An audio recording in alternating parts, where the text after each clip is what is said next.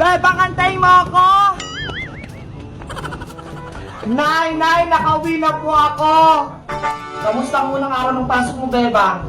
Okay naman po, masaya naman. Di ba, Princess? Opo, kaso nakakapagod. Inutusan kaming maglinis ng classroom. Ganun talaga yon. Ang school, parang bahay nyo na rin. Dapat laging malinis at maayos. Nay, may merienda po ba? Kaya nga po, Aling Sitang, baka may merienda kayo dyan. Ilabas nyo na. Gutom na ako eh. Ay, tamang-tama. May lulutuin ako merienda para sa inyo. Saglit lang. Ay, may lulutuin daw si Nanay na merienda, Princess. Tara sa loob. Tama-tama. Mabubusog na naman ako nito.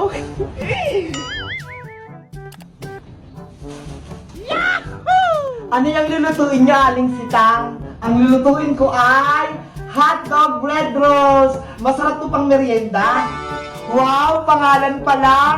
Mapapayami hotdog ka na. Bebang Princess, panoorin niyo kung paano lutuin to, ha? Sige po, Nay. Para sa susunod, ako naman magluto para sa inyo. Ito yung mga sangkap natin sa paggawa ng hotdog bread rolls. Meron tayo ditong hotdog, itlog, sliced bread, cheese, breadcrumbs. Masarap yan sigurado. Ang daming rekado. Ang una natin gagawin, pipiin ng sliced bread. Gamit ang kutsara. Dandahanin lang natin to para maputi. Siyempre, diinan din natin. Yan. Kailangan anong-ano siya. Piping-pipi. Yan. Pagkatapos mapipi yung tinapay, huwag kalimutan tanggalin yung gilid. Gamit yung kutsilyo. Ayan, okay na yung tinapay. Eto na lahat yung napipi nating tinapay. Ang susunod natin gawin, batihin yung itlog. Ito yung gagawin nating pandikit para sa tinapay at sa breadcrumb.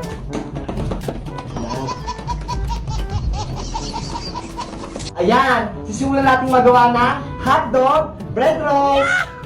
Yan, kukuha na tayo ng hotdog. Lagyan natin ng cheese, 2.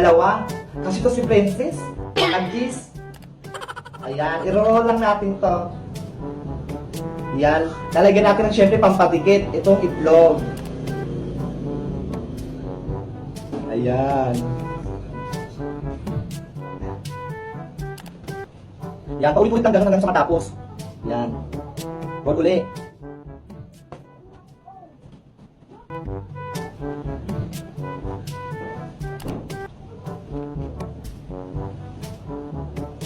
Yan.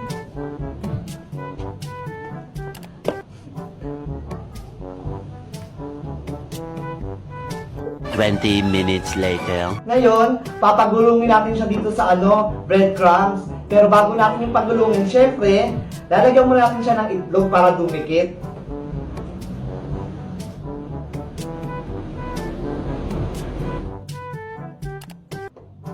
Ayan. Tsaka natin siya pagulungin. Ayan.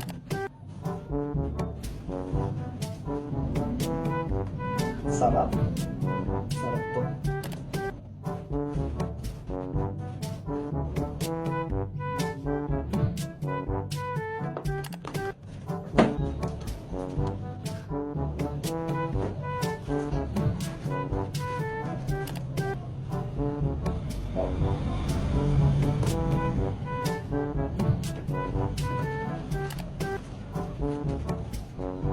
Ito na ang ating hotdog bread rolls. Diba? Napakadaling gumawa.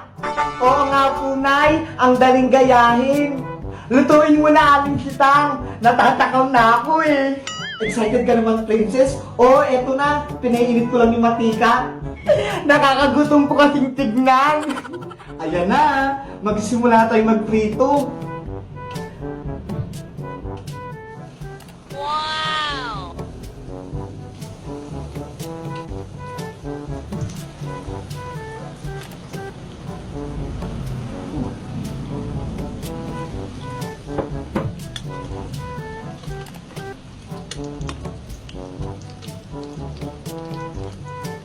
Bebang Princess, naamoy nyo na ba?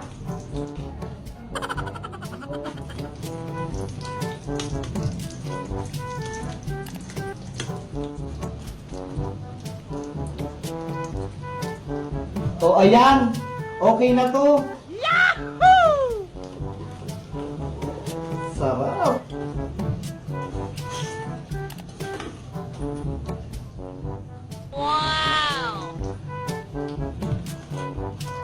Yay! Tapos na magluto si nanay!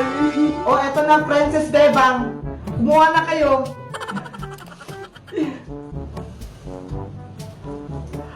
Wow! Ang sarap naman ito, Aling Sitang! Kising-kisi! Ang galing niyo pong magluto, Nay! Sobrang sarap!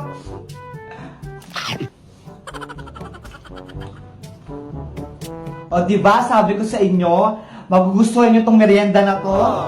Aling Sitang, may plastic labo po ako dito. Pwede ko po bang hingian si nanay? Kahit konti lang. O sige, Princess, uwian mo si nanay mo. Parang tuwang ka rin yan. Salamat po!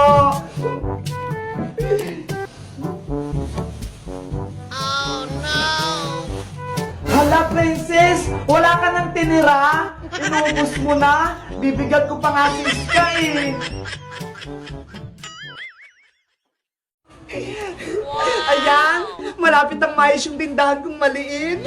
Itong candy, dito! Itong mga chichirya, dito! Sana maraming bumili! Ano ba yan? Kanina pa ako dito nagtitinda. Kaso, wala man lang bumibili kahit isa. Na. Ano kayang bibilin ko sa tindahan ni Aling Sonia? Gusto ko malaking chichirya para mabusog ako. Aling Sonia! Aling Sonia! Ay si Princess!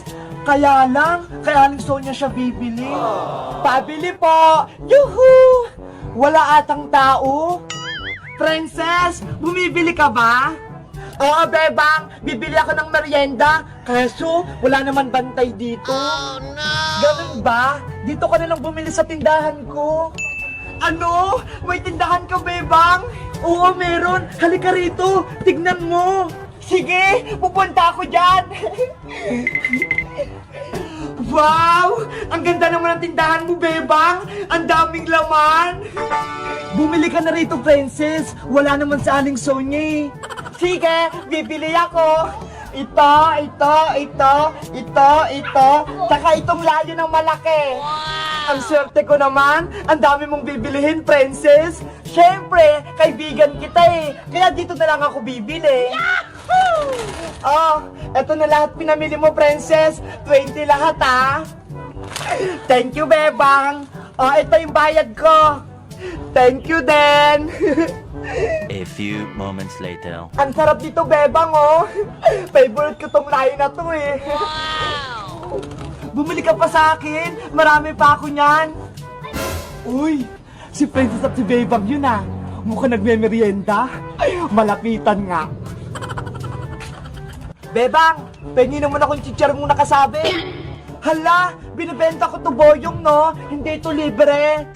Kaya nga, bumili ka rin boyong sa tindahan ni Bebang. Ano? Tindahan yan? Ang liit-liit, puro chichirya lang naman yung laman. Kahit maliit itong tindahan ko, kapag kumita ako ng malaki, bibili ako ng pangbigas namin ni nanay. Kung di mo ko bibigyan, isusumbong na lang kita kay Aling Sonia. Kinakalaban mo pa yung tindahan niya, ha?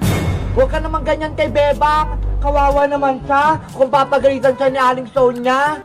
O ano, bigyan mo na ako. O baka naman gusto mong isumbong kita kay Aling Sonia. Hindi pwede, Boyong. Malilugay itong tindahan ko. Ayaw niyong magbigay, ha? Aling Sonia! Lagot! Magsusumbong nga si Boyong, Bebang! Oh, no! Si Boyong talaga, pasaway! Aling Sonia! O Boyong, ano yon? Bakit ka sumisigaw? Si Bebang po, kinakalaban na yung tindahan nyo. Nagtitinda na rin siya dun, oh, sa may tapat nila. Ano? Si Bebang? Nagtitinda? Yari sa akin yan. Tignan nyo po, Aling Sonia. Marami siyang binibenta. Hindi totoo yan. Nasaan si Bebang? Bebang, kung parating na sa Aling Sonia. Anong gagawin ko, princess? Kakabukas ko lang ng tindahan, ipapasara agad? Be, mapapagalitan na kayo. Bebang, ang sinasabi ni Boyong, nagtitinda ka daw? Opo, Aling Sonia. Ito po, oh. Ano ba yung mga tinitinda mo? Mga chichirya at candy lang po. Yan lang po kasi yung kayang bilhin nung naipon ko nung Pasko. Ganun ba, Bebang? Akala ko naman, nagtayo ka na ng malaking tindahan. Maliit lang po to, Aling Sonia. Di tulad ng tindahan nyo. Naku, Aling Sonia, inaagawan lang kayo ng customer niya ni Bebang. Tignan nyo nga, oh, si Princess, dito bumili. Hayaan mo na, Boyong. Gusto lang magtinda ni Bebang para kumita siya. Mabuti nga yun, para matulungan yung nanay niya, para magkapera sila. Ano ba yan? Hindi sila napagalitan? Akala mo mapapagalitan si Bebang, no? Mabait siya, Aling Sonia, no? Oh, ito, Boyong, lollipop, para hindi ka na magsumbong. Lollipop lang? Galingan mo lang magtinda, Bebang, ha? Sipagan mo, para makaipong ka ng malaki. Opo, Aling Sonia. Hello, guys. Magandang araw. Ako si Princess. Nakikita niyo ba itong malit na tindahan ni Bebang? Bumili ako ng mga chichirya. Ito, ho. Kayo, guys, anong favorite ng chichirya na binibili sa tindahan? Mag-comment lang kayo. Makita-kita tayo bukas. Bye-bye! Asa na kaya yung room namin? Sabi ni Princess, 512. Ay, ayun! 512 na to! Sana nandito na sila, Princess. Ang galing! Princess! Nandiyan na ba kayo? Hala! Wala pa sila! Dahil ako yung nauna, nilibutin ko muna itong hotel namin. Para kasing ang ganda eh! Wow! May swimming pool sa labas! Ang ganda! Excited na akong maligo! Sabihin ko kay Princess, magbaka-bakaan kami dyan mamaya. Titignan ko muna yung CR namin, baka maganda rin.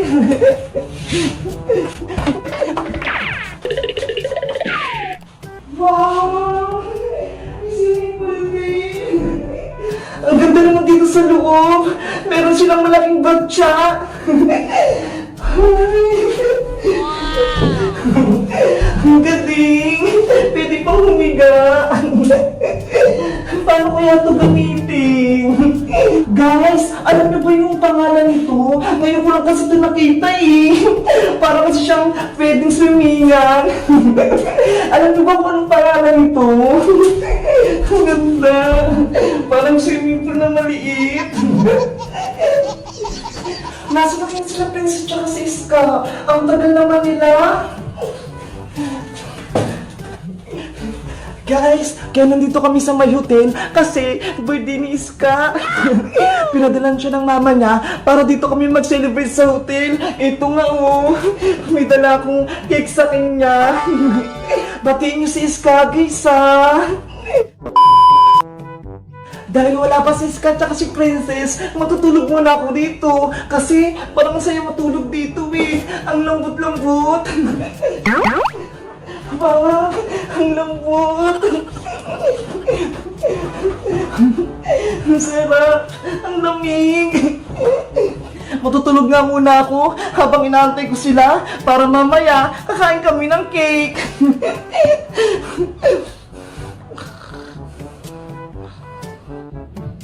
A few moments later. Bebang! Nandito na ako! Nandiyan na sila, Bebang! Hala! Tulog pa si Bebang! Ano ba yan? Nagugutom pa naman ako! Gusto kong kumain! Ay! Ano to?